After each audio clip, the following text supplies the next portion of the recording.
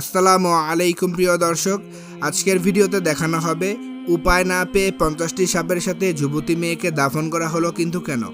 আজকের এই ভিডিওটি খুবই গুরুত্বপূর্ণ, তাই অনুরোধ করছি ভিডিওটি শেষ পর্যন্ত দেখবেন।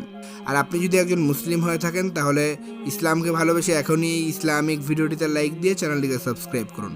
তাহলে চলুন ভিডিওটি শুরু করা যাক।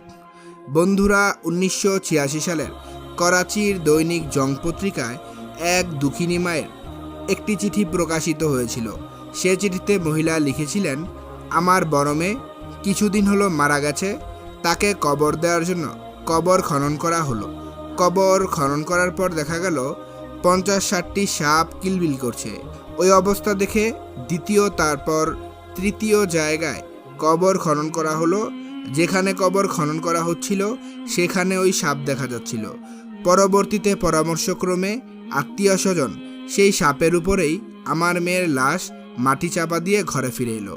মেয়েটিকে কবর দেওয়ার পর বাবা অর্থাৎ আমার স্বামী মাথার চুল ছিঁড়তে লাগলো আর কাঁদতে লাগলো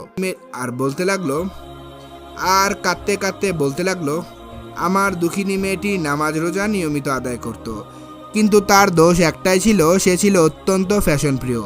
সব সময় সেজে গুজে থাকতো।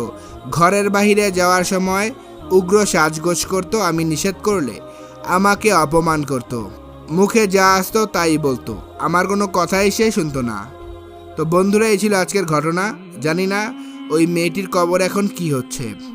বন্ধুরা, আমাদের মা ও বোনদেরকে সতর্ক থাকতে হবে, ইসলামিক বিধিবিধান মেনে চলতে হবে। মহান আল্লাহ তাআলা আমাদের সবাইকে সেই ইসলামিক বিধিবিধান মেনে চলার তৌফিক দান করুক, আমিন। মুসলিমরা কমেন্ট বক্সে লিখুন আমিন। তো বন্ধুরা, ভিডিওটি এ পর্যন্ত ছিল। ভিডিওটি কেমন লাগলো অবশ্যই কমেন্ট করে জানাবেন। আর আপনি মুসলিম হলে ভিডিওটিতে লাইক দিয়ে চ্যানেলটিকে সাবস্ক্রাইব করুন।